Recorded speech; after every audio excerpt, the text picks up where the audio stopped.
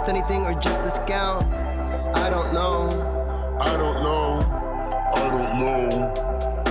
Spending time all alone, sending my songs through the phone, dreaming of a better home while focused on trying to hone this craft, witchcraft. I hope the brujas let this last. I don't know if the earth is painted blue.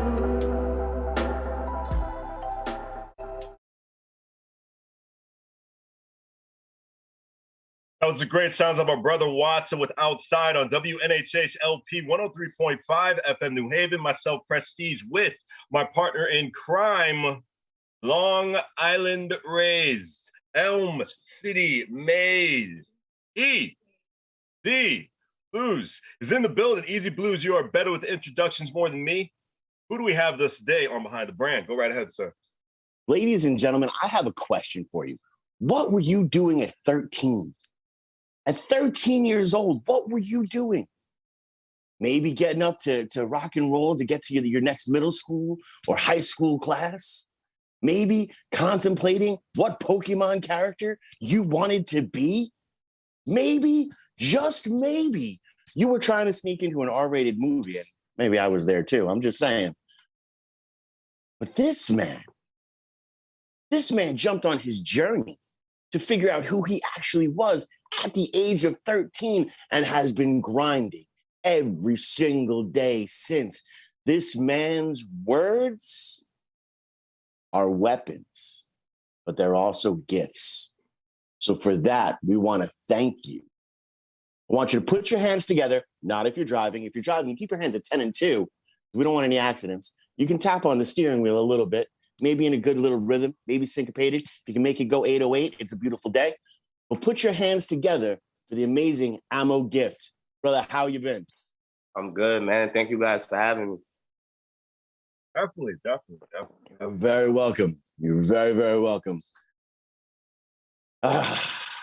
So the big question for the few people who don't know who you are,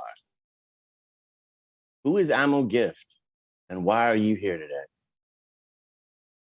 I'm just an artist, man. Just like inside and out. You know what I mean? I'm very transparent with what I do, with what I love. And I'm here today to show y'all what's up behind the brand, man. You know what's up. Well, that's perfect. And you know, like I stated in the intro, this was something you jumped into at 13. You were like, this is who I am. This is what I'm gonna be. Man, I got twin 12-year-old boys, and every other day there's something different. So for the fact that, you know, you at 13 knew the path you wanted to walk and decided to walk it, that's a huge thing. And what was that like, though, to make that commitment young? You know, what was it like? Did you have a bunch of people who were like, oh, yo, he's going to be the next Lil Wayne? Or were there a whole bunch of people that were like, well, you're just delusional? And I say that because the hair is close. I'm just saying, throw a couple of streaks in there. We're good to go. I do get the Lil Wayne comparison a lot. Like I've been getting that like all my life. But now more or less, bro, just with following what I wanted to do, it was just like a lot of like just enjoying it really. Like I started off just like my mom, she writes books and stuff. So I started off writing poetry just to write, you know what I mean? And it wasn't until like my 7th grade art teacher actually took some of my stuff. I had a portfolio for her. And instead of like doing art, I would write lyrics and tell her I didn't have it.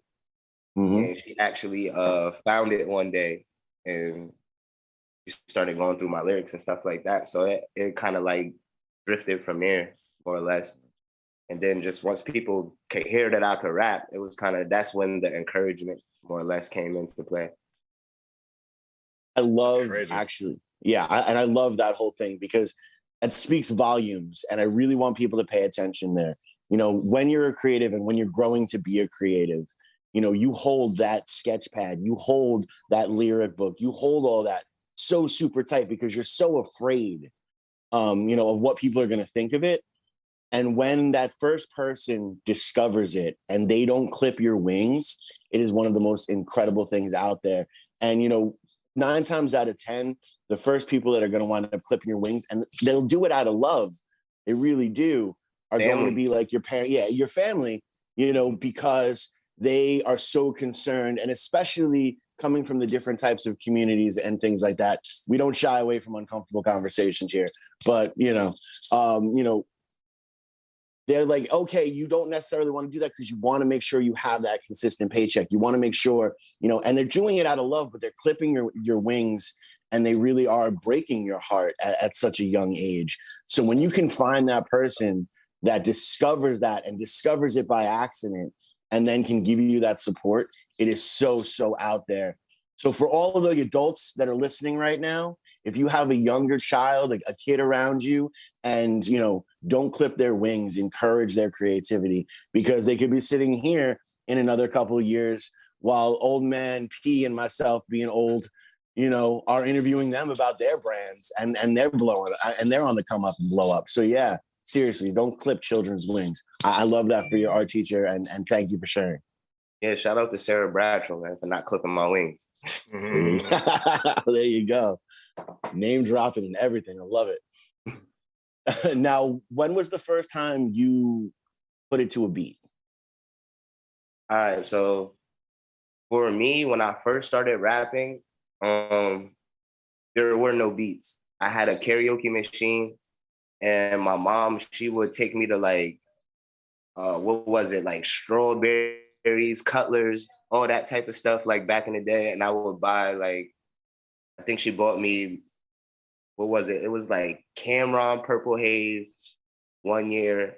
I will always get 2 CDs, but it was like Cameron Purple Haze, T.I. Urban Legend. And then it was like, after that, it was like Lil Wayne, Carter 2, and then Joel Santana with The Game's Been Missing. But like in the Carter 2 era is where I love that album so much that I took his CD and I would put it in a karaoke machine, and I would go to a dollar store right over there on Grand Avenue in Fairhaven, and I would get blank tapes, and I would study his lyrics while I take the CD player to school, study all the songs on my favorites, and then I would go dub myself over his voice so I could learn how to flow like him and get get everything down pat and stuff like that. So it wasn't until probably after a year after me doing that where I actually started getting instrumental CDs and then doing the same thing, just writing my own records, songs and stuff. Wow, you just made me feel incredibly old. Cutlers. My God. I remember Cutlers. Yeah, oh my goodness. Between Cutlers, Strawberries. Yeah, Strawberries. Yes, Strawberries. It was downtown in New Haven, right across. Yes, man. I remember going into the Cutlers, and I was like, oh my God, when I was a little Preston walking in there and just playing, and they had the old school video games. The Pac-Man was right there. You saw a little cat running around and the thing. It was crazy. You just brought me back down memory lane, bro. It was good memories. And then not only that, but the records that you acknowledge that are now considered old time records, which is crazy. Actually, rephrase your language. They're now considered classics. If you get a Carter 2 vinyl right now, you're good. You're good. Save that for a good 10 years. You're good. That's a classic album right there, man. You talk about classic. And then you're also, not once did you say, so I found an industry beat on YouTube and I just started to, you actually did it on a karaoke machine. This is so organically amazing to me because our industry has evolved in so many different directions, even from when you started. So that's awesome. And I can't wait to hear the next generation, oh yeah, I heard a clip on TikTok and from there I built a whole beat, and that's where it's going. So I love the fact that it started, man, I'm old school, bro. You tell me it started out with a turntable in a street corner and I'm in. I don't even care if it's good. At that point, I'm invested in it because that's what it was for me. So I appreciate that. And karaoke machine and your mom's living room is as close to, a turntable in a street corner that any of us are going to be. Definitely. Shout out to her for not clipping my wings either.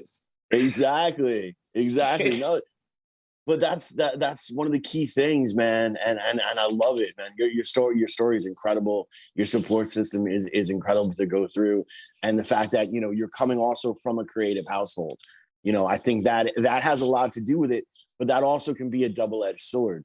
You know, as you continue to go on and go through, you know, say you got little ones on the come up or anything. I'm not wishing anything upon anyone, but like as you go through, you know, are you going to be like the Joe Jackson, or are you going to be more like the relaxed aspect and like if it happens, it happens? Like that's the tough line we walk as creatives. For me,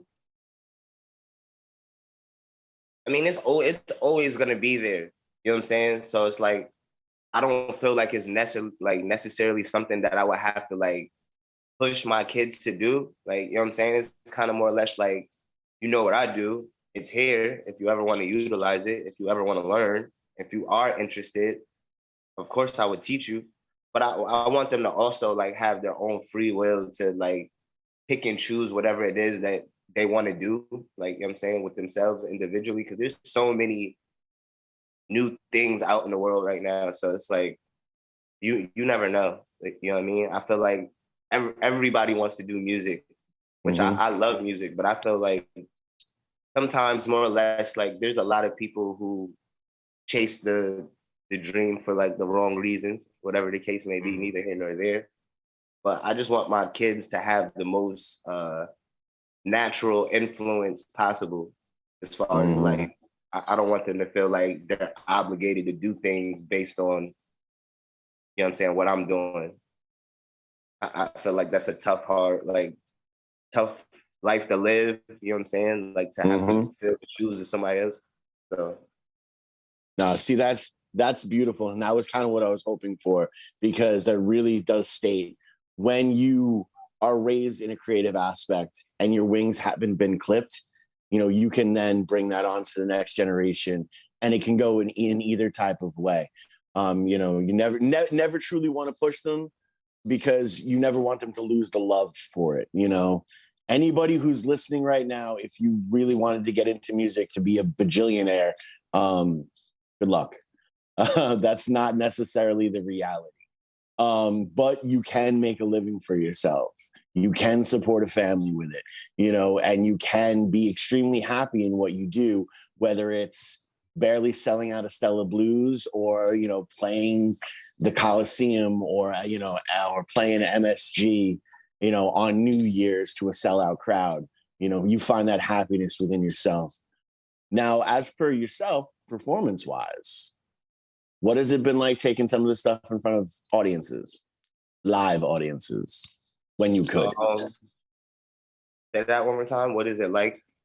Yeah, what is it like look, we know that there's two different processes. There's the recording process and there's the live performance process.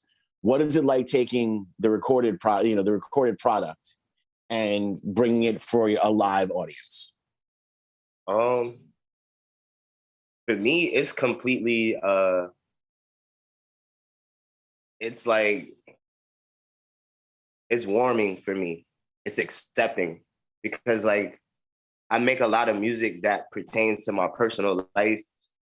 You know what I mean? Like I don't just make music to like I said, to try to like blow up or anything like that type of thing. But so like a lot of the records that I do, I'm like doing them because, like, you know what I mean, I did have a tough week and I do want to talk about some stuff, but maybe I don't want to have a conversation where somebody's going to be pounding me with the you should do this and it's going to be okay type of thing. So like, I mean, sometimes I just want to express myself without, I don't know, I guess feedback, so to say, but which is weird. But that's kind of the reason why I do the music. So when people actually gravitate towards it and relate to it, and I give it to like a live audience, and I could, you know what I mean, get people to move their hands, or I could like see people in the corner dancing around, or if I make direct eye contact with somebody and I'm spitting the lyrics, I could see them like, okay, like, you know what I mean? So that warms me, because it lets me know that I'm not the only person going through the stuff that I go through. So, you know what I mean? It's accepting. and to know that like maybe I'm doing something right, because I don't do it to be right or wrong. I just do it because it's what I love to do.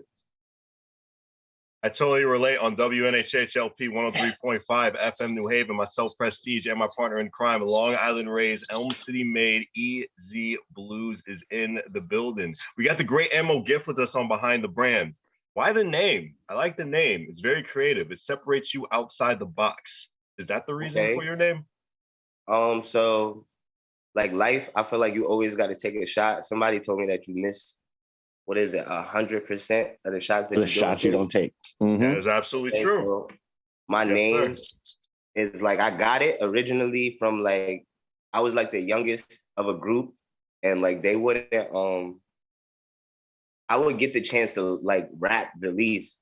So it was like when I did rap, I would just kind of like keep going type of thing. And then it was just like, yo, bro, you got bars, you got da-da-da, like he just keep going. Gotcha. And then it was given to me from that. But as I got older, I kind of switched it to like acronym. So it stands for Always Making More Opportunities. Oh, wow. I like that. I like that. Yeah. Yeah. And I just feel like if you know what I'm saying, just being able to make music and just take my words and you know what I'm saying, do the stuff that I do, I just feel like that's a gift within itself. And so my mom gave me that part of the name. So put it together, everything. Always make it. I like that, Easy. I love it. Oh yeah, no, I'm a fan. I'm a fan. I really do. Bro. Like awesome. I am super fan of that. And also I love how you talked about, you write about what you're going through, and it's an incredible time to, because look, and people, I'm not saying don't console people. I'm not saying don't talk to people about, I'm not saying that. I am saying sometimes for some people, I might be one of those people. I don't want the feedback and advice. Like I just stubbed my toe. I want to say a bunch of really bad words, and then I want to feel better about it later. I don't want to hear like, oh, you should put ice on it. Like I know I should put ice on it. I just stubbed my toe, but let me get my Samuel L. Jackson out so that we're good to go. You know what I mean? Like, right. So and it's so true, and it's so freeing. And I love that for you, and I love that, as a real aspect. Now, here's the real key, because that acronym is incredible. Where's the shirt, man? Where's the ammo with it all coming down this way? Like, I got some merch on the way. I got some stuff. So I'm dropping like a new album on April 11th. So there'll be some merch and stuff that'll be coming out with the album and stuff like that. Sure. Nice, man. Nice. Now, the new album process, people go through it and all that kind of stuff. And there's a lot to do with the recording aspect. Now, you are also an engineer, so you have a different perspective than a lot of people will have. For the people playing the home game, what is a sound engineer from your point of view?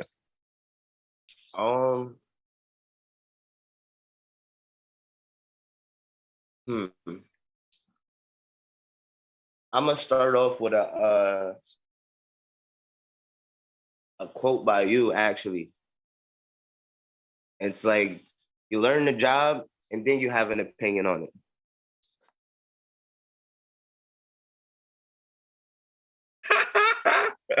I've been quoted. People pay attention when I speak. It's crazy. Yeah, man. That's the best way I could put it. Come on now. He did it. You did. We do our research. He does his. You know what I'm saying? Oh, I'm impressed. Sir? The man's a critical thinker. The man's intelligent. He knows what he's getting into. Definitely, man. Now officially my favorite MC, Ammo Gift. How are you? You have won me over with compliments and sweetness.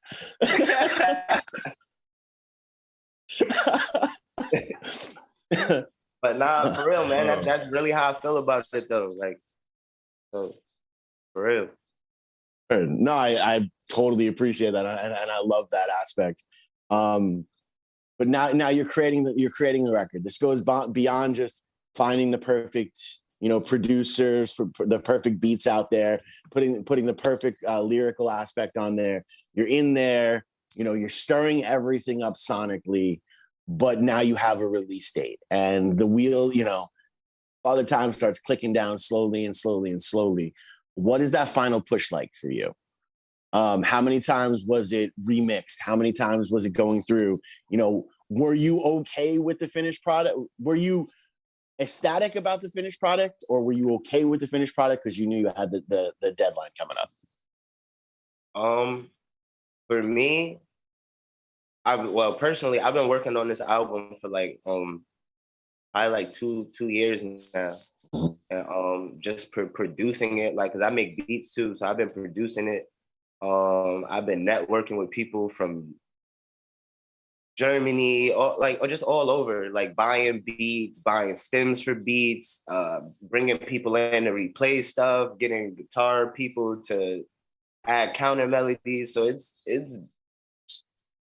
it gets all over the place. Don't get me wrong, but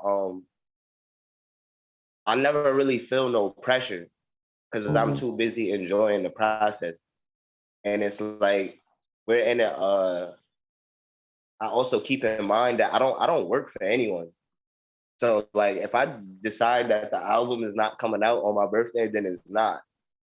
But you know what I mean? But for more or less, I just try not to put pressure on myself. I just try to enjoy it. It's a process. It's always gonna be long, drawn out. You're gonna have sleepless nights. Even this crib, before I had the apartment, I used to live in my studio for 3-4 years. You know what I'm saying? Not supposed to, but you know what I mean? I'm living there. I'm, you know what I'm saying, doing what I gotta do. But it gets long and drawn out, bro. You just gotta enjoy everything. It's you know what I'm saying? It's a bittersweet type of thing. So you gotta learn how to take the good with the bad, vice versa, and just enjoy it as a whole. So it's for me, I know maybe 2-3 months down the line from here, I'll be able to look back on this and be like, yeah, I was messed up, or you know what I mean? Maybe I didn't like this part of the album, but for me, it's like I said, it's all part of the process. I feel like you gotta have the bad to enjoy the good. You know what I'm saying? Absolutely. No, definitely, and that's a huge point. And I'm someone I listen to a lot of Audible, different books and stuff on tape, and listening to a lot of different musicians' journeys. And when you hear even some of the iconic people in the Rock and Roll Hall of Fame talk about listening back to their first record and cringing because it wasn't exactly who they were. Yes, us as independent artists, we have a lot more control. We don't have to worry about the record company, cranking down on a timeline. We don't have to worry about, those different aspects. But because we don't have to worry about those aspects, we also don't get $10,000 a month to live, as an expense to live in a nice little hotel while you're recording. Sometimes you got to sleep in that studio because those are the sacrifices necessary to be able to have the say and the control over your art that you would have. Again, I don't knock anybody's hustle. Those people who are making it work on major labels, more power to you. I respect you. I love you. You're making art. Good luck to you. But in that aspect, they're compromising a little bit more of their voice than us as independent artists. But we're compromising a lot more of our comfortability. We are living on ramen, bro. We are living on ramen. But if you have the right hot sauce, ramen is incredible. That is a fact. That is a hood fact. That is a hood fact. But I agree on that. But I also feel like, as far as comfortability, because I know some people in the industry. I've met some people. I've rubbed elbows with people. I've written for people, no check. Produced for people, no check. All types of stuff, bro. Just for the experience. I even I had a homegirl, God rest her soul, my homegirl BG. She lived in Atlanta, and she actually brought me to QC at the time where Little Baby was just blowing. Like he had just did the song with Drake. And I just remember being in the studio, like at that studio, and it being like 14, 15 people in there just like were like pitching their verse for this one song for somebody else that was on the label. But it's like I feel like you said, it's a double-edged sword, but I feel like a lot of the stuff that they do, well, a lot of the stuff that I've seen, they don't really be comfortable with it like that either. You know what I'm saying? So it's like I feel like they risk or give up a lot more than I feel like we do, but we don't realize that because we want a lot of the things that they have. So we don't know the reality of the situation. You know what I'm saying? I could want, of course, I want millions of people to listen to my music, but I really have no idea how the record labels work or how much they push an artist or work an artist for that to actually happen. You know what I'm saying? So it's like, I don't know if he's really comfortable or not. Right. And that's I think that he's not though. And that's a huge aspect. I love that we're landing on this topic. Finally, someone's willing to have this conversation. But no, it really is. It breaks down to marketing, and those record labels themselves are able to get those good marketing campaigns so that you show up in the people's feeds and more often than not.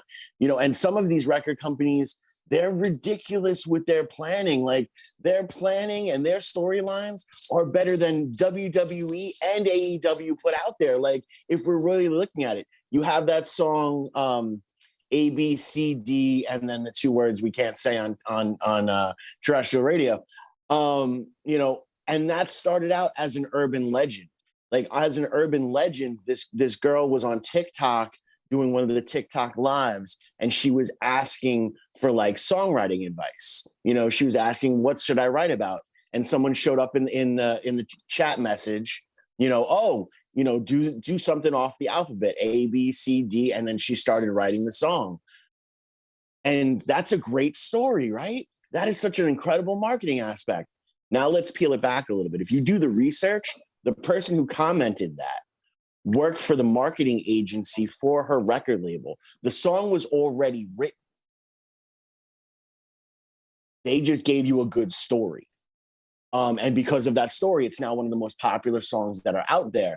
That's what a record label, that's what a record company can do because they have those almost unlimited resources. But for example, if you and I were popping off on TikTok and had a lot of exposure through that aspect, we're both intelligent human beings. We could have easily have come up with some sort of plan or something like that. And then we just have to hope it catches on, and that's really what it goes down to.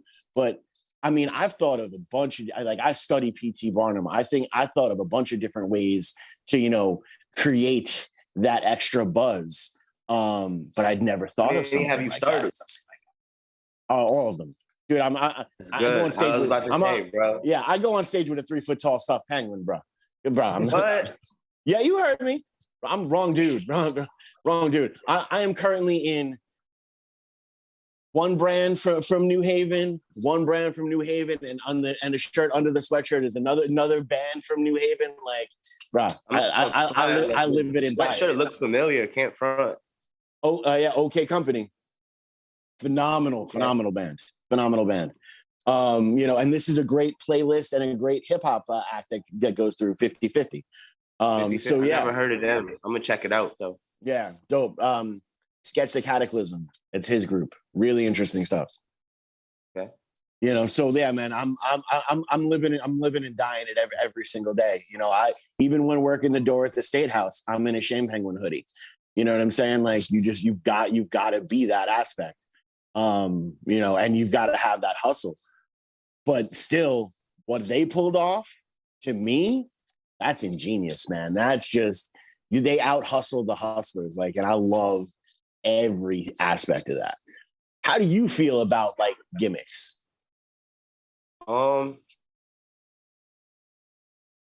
It's a gimmick. It's you know what I mean? I prefer like I'd rather know what's really going on. Like, Mhm. cause it's like it takes away from me personally when I think that this person is this, and then I find out like months down the line that this wasn't this, and it's like, bro, how do you expect me to still support you? Mhm. If you know what I'm saying, if I really support this and you were pretending to be this, and then I find out that, you know what I'm saying? So it's like the gimmicks, I feel like you gotta be rich enough to cover it up to where or rich enough to where nobody cares that it's a gimmick. Mm. But I feel like it doesn't work for everybody organically. Mhm. Like, you know what I'm saying? I feel like for a gimmick to work, you have to be you gotta portray a certain image. This is at least for music in my idea. But Mhm. you have to portray a certain image. You have to be around a certain group of people. Mhm. It's a lot, bro. Like it's a lot that like I'm just not willing to pretend to do. You know what I'm saying? Like it's like I said, like I'm going through like real life. Not to say Mhm. that anybody else Mhm. isn't, Right. but you know what I'm saying? I'm not. That's why you don't see me post a lot. You know what I'm saying? Mhm. I'm too busy trying to enjoy life I than understand. to trick you into believing it's better than what it really is. You No, know what I'm Love saying? it. I totally get it. Social media can definitely be a big distraction. It could be a huge distraction. You could be on the phone for like a good like hour when that whole hour you could be enjoying life. You could be making a new hobby. You can, do something more productive with your time instead of just, be distracted with social media and worry about what other people think. You talked about pretending. Do you feel it can really hurt a creative process if you're not being real with yourself? Of course. Yeah. Every day. Um, because it's like there's always gonna be times that come into play where you have no choice but to be yourself. Hmm. And a lot of people get confused when I say stuff like that, but it's like what happens when you really get in a situation where Hmm. it brings you out of the character you're pretending to be. Sure. Absolutely true. So it's like I don't ever feel like it's worth it. You know what I mean? Mhm. Because it's like at any given time, your car could be pulled and your career could be in shambles, especially like in today's day and age. Like they love thriving on the negativity. They can't wait to see somebody lose as much as Mhm. they want to see them win. You know what I'm Hmm. saying? So it's like for me, it is never really worth it.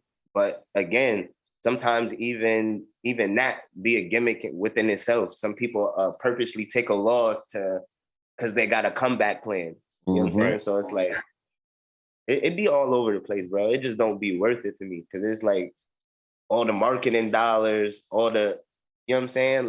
Like I said, you got to really be surpass a certain standard to kind of make it even look believable. And even then, so many people of that stature do it. You could tell when it's not believable. You know what I'm saying? So it's Mhm. like, but at that point, most people don't even care because they're so wrapped up on who this person is. Mm. It sounds like you're telling me about how audience reception is. Tell me about some of your first shows. How do you get connected to the crowd? How do you make them tune in the ammo gift? Um, Converse, man. So like, Yeah. don't be afraid to talk to the crowd, bro. Like, you know what I'm saying? Sometimes, like one of the things that I learned, like I went to a Talib Kweli show, Hmm. right? At Toad. I swear Yeah. he talked for more of the show than he performed, Mhm. but Yeah. The nobody crowd cared participation. because they felt so connected to him. You know Hmm. what I'm saying? He stepped off the stage. You know what I'm saying, signed stuff in the middle of Yeah. performing. Like, you know what I'm saying? He asked people what songs they wanted to hear. So it's just constantly keeping them interacted and not just like staring at you the whole time. Like, you know what I'm saying? Like you gotta interact with the people. You gotta make them feel like, why should I come see him again? Mhm. What made me want to be here? What made me want to like so even that sometimes like I mean some people will walk out in the middle of your act. So it's like Yeah. Mhm. what are you gonna do that's gonna make people want to stay? What are you gonna do that's gonna make people want to see you again? You know what I'm saying? What are you gonna do that's gonna make this memorable? So, you know what I'm saying? Like I try to just interact with people because it's like that's something that you can't forget. Like, you know what I'm saying? Like I'll never forget the time where I went to a Mac Miller concert and he interacted with me. Wow. Rest in You get peace. what I'm saying? Like, Yeah. yeah, exactly. Like even that to that standard. So it's like those things sit with you. The experience of the performance itself is, you know what I'm saying? It's high energy, but it's like when you actually can personally, you know what I'm saying, like tell a story from that, or like, you know what I mean? I feel like that's the stuff that people hold on to, people remember. You And know we're what I mean? definitely remembering you on WNHH LP 103.5 FM New Haven. My name is Prestige with my partner in crime, Long Island raised, Elm City made, EZ BlueZ is in the building. We got the very intelligent Ammo Gift with us in the building. And you are very creative, sir. I was watching. You're very welcome. You're very welcome. I was watching a video, Count on You. Tell me about the creative process and just what was going on inside that brain when you were just assembling this great project video. Even for the video, well, the album itself is completely different from my last album that I did. But with this approach, I wanted to like I listen to all types of music, not just rap. Right. So I feel like there's a lot of times where I listen to other music, but don't attempt to create it. You know what I'm saying? Like I listen to Blink 182, I listen to Green Day, I listen to hot, like, you know what I mean, the Hot Chili Peppers, all types of people, like, you know what I mean? 311, like You all have types to. of stuff. You So have to as a musician. I love that. Like one of the artists I've been listening to recently is like Boy Pablo, which was actually where I got the idea for the music video. But like I love his music, but like when I'm in the studio, like I'm around like rappers from New Haven all day. Like, you know what I'm saying? They're not listening to that. You know what I'm saying? So it's like it's more or less like I'm constantly being forced towards the rap. But for the video, I was like just listening to like a lot of Boy Pablo or whatever at the time. And a friend of mine had put me on to him. And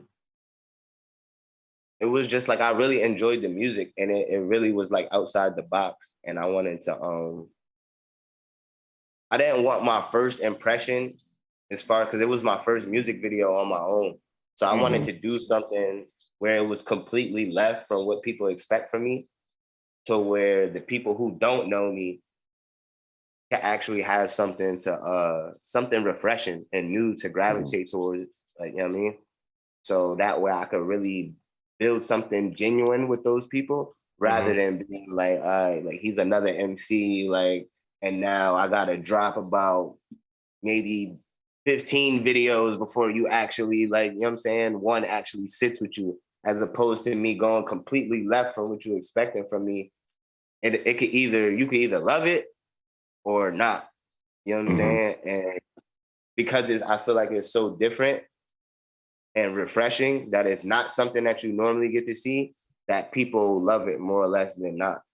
So it was just like more or less like just taking a different approach on the music that I make, the process, and just trying to be perceived in like as a musician rather than just a rapper or MC. Like I know I can MC, I know I can rap, but can I do this? Will people enjoy this? Do I enjoy this? Do I like it? Is this something that I want to do like later on down the line? And you know what I mean? I actually do. Like probably like 3-4 years from now, I'll probably like be into something. I probably won't be rapping as much. Singing? Nah, I don't want to be the lead singer. I want to like pick up. Yeah, nah, I don't, bro. That'd defeat the purpose, bro. I want to be like in the background because I'm pretty sure by then, like 4 or 5 years from now, I'll be like semi-known for I'm not gonna say semi-known. I'll be known for like a vast majority of my catalog. Right. So I'm cool with just being like, if you know what I'm saying, if I could find a random group of not even a random, but just a group of people that I actually like, you know what I mean, like to listen to, like outside of creating music. You know what I mean? I wouldn't mind playing the background, doing the drums or playing the keys and just be in the background and letting somebody else like just have the opportunity to Right. be as great as me or great as anybody. Mm-hmm. You know what I'm saying? So I don't want to just I don't want to just do one thing. I kind of like got it all planned out from here, but I just want to be able to enjoy it, bro. I feel like being the forefront all the time is not really enjoyable. Like, you know what I'm saying? It's like even now, like I love like what I do. I love my camp. I love my team. I love Dina. I love my homeboy Forbes. I love my whole gang. I love Ace. But sometimes, bro, it'd be a lot. Like, you know what I mean? Like independently, just like, you know what I'm saying? Like we gotta all stay together. Sometimes like you gotta be the person to pull this person out of slump when you really in a slump yourself, or you know what I'm saying? It'd be a lot. But I'd be more or less like trying to share the tools that I have and like have everybody learn them as well. So that way it's not one person or anybody dependent on anybody. Like, you know what I'm saying? If I don't want to record today, I don't want the camp to not be able to make music because I'm the only engineer. You know what I'm saying? Vice versa, like, you know what I mean? Because everybody does like different things in the group. So I be wanting to share it all, bro. I don't really like. I'm cool. I'm in the cut. I know what I do. I understand. I just want to enjoy it. From what I'm getting out of your answer, it seems like you have a whole blueprint printed out. It's just only for us to know when it happens. Bro, I got probably like 4 or 5 albums written. Nice. You know what I'm saying? That like written that I've written from like years ago before I even met the people that I'm like working with now. Like they don't even know about it. Like they'll probably find out now that we watching this interview and stuff like that. But I've got notebooks and just poems, poetry, songs, stuff that like personal stuff that I never shared with anybody. Like sometimes I just open it, pick at it, record some of it. Some of it is on the new album. Some of it I reuse. Like, you know what I mean? So it's just for me, I like building an arsenal. I feel like if as long as I got tools and stuff to create, what you know what I mean, and I'm enjoying the process, then nothing else really like matters to me. You know what I'm saying? So you're telling myself and my friend Easy that in like 10 years from now, you'll have a vault just like Prince with a whole bunch of unreleased music that we may not know about. In like 10, 15, 20 years. See, like I got a lot of stuff like that now. Like even on my computer, like this album I've been working on for like 2-3 years. But I also have an album called Thanks for Nothing that's just sitting. Just because, like, you know what I'm saying, there's stuff that I want to like tweak, or there's stuff that I'm learning that I want to change. But like I just try to start, because I feel like as long as it's there in front of me, it's tangible, it's like, you know what I'm saying, I could continue. But if it's just up here, I could forget in the next 30 minutes, hour, couple days, and then it's just gone until it comes back. You know what I mean? So when I think of it, I try to do it right then and there. And just by me having that type of mentality, I ended up with a lot more catalog than I ever imagined I would have. But you know what I mean? It's fun. It's fun. Like going through all this stuff, picking stuff, moving stuff around, theming the albums and doing the cover art, like all types of stuff, bro. Like I said, I love the process. It's like, you know what I mean? You gotta enjoy the process. Most definitely. Easy. I see the light bulb on top of your head, man. Go right ahead. I'm loving every second of this because there's a couple things, and we all know, as you've already pointed out, I like my little catchphrases, and what I'm hearing, everything that you're saying, something I love to live and die by. Scared money makes no money. You know, if you're going to be stuck in that same thing and you're doing something just because it's comfortable, you're not going to grow. You're not going to move forward. You're taking chances and you're taking risks. But because you're putting so much thought in the process, it's something called the calculated risk. And a calculated risk is by far the best way to rock and roll through that. That and the other thing, you're in New Haven, this Saturday. Come out to the party. We got a huge party. We'll talk about it off air. But you definitely should be there because it's going to be a lot of like-minded creatives that are there. So yeah, I'm definitely interested in growing with you moving forward. Because yeah, I really like your perspective. As you're continuing to work and as you're continuing to grow and process, again, something we talk about here all the time, the most successful gimmicks usually come from like the pro wrestling philosophy where you find yourself and you just dial it up to 11. But then you're stuck living there. Trust me, I know. I barely sleep. And, I'm constantly on having to be this persona because this is who I am. But because it is that genuine aspect, you seem like someone who has those deprogramming times where you can just shut the world off and just focus on you growing and moving forward. Do you do those on a regular basis or do you try to push through and work through? For me, like I try to make sure we do have those times. Like I said, I don't like forcing stuff. Then I just get frustrated. Then I get angry, and then before I know it, I'm trashing something that could be the next big thing for me. You know what I'm saying? So it's like I try to always go into it like with a cool mind frame. You know what I'm saying? And like just trying to enjoy whatever it is that we're doing. Like if I got to make 20 beats today, we're going to figure out the best way we can enjoy how to make this 20 beats today to where this is not dragging and it's going to make me feel like, crazy about everything else that I need to do for the rest of the day. You know what I'm saying? So it's like, for me, like you do gotta, I do have to like shut down like certain stuff sometimes. Like even today, like I'm just kicking it with y'all. Like I'm not really like going to do no music or nothing crazy today. I'm just enjoying this.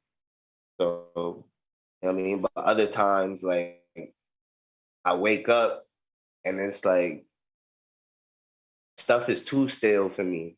And I'm just like, nah. It's like, I need movement. I need excitement. I need stuff going on. I need to see somebody over here working on this. I need to call somebody up and get a cover art done.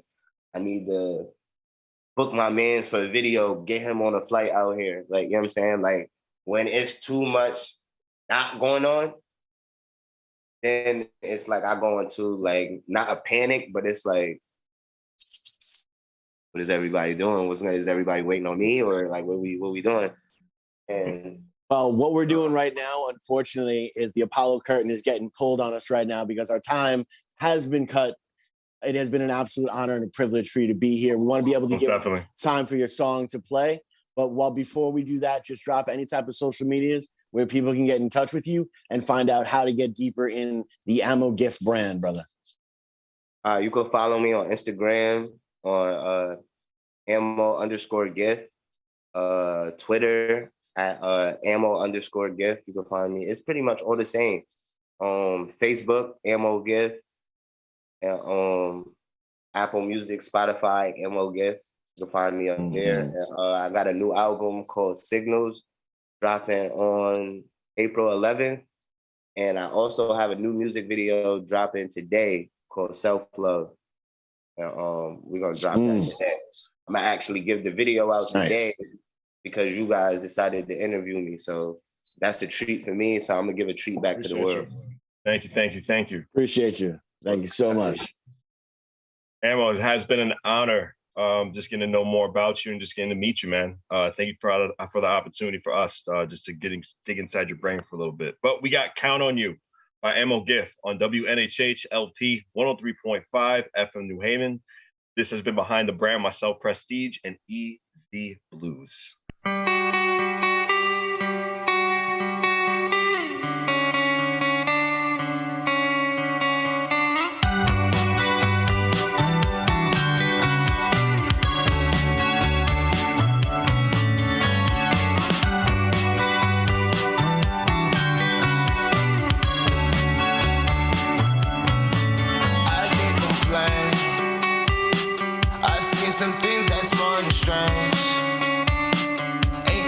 just to point the blame. Trust I've been working on some things. But when the sun goes down and the wind gets cold, it's like I lose my mind on this dark road. I can't find my way. I done lost my touch. Can I lean on you if it's all too much? When the sun goes down and the wind turns cold and the world don't spin in the air, can I count on you like you count on me? I was stuck here playing pretend. I play this cozy when I go to hell. I'm a fuck it never fails. Every day it's like I walk on nails. Claim they love me, I can never tell. Cause when the sun goes down and the wind gets cold and I lose my mind on this dark road, where the fuck are my friends, where the God they fold, I can't lose my touch, no, I'm on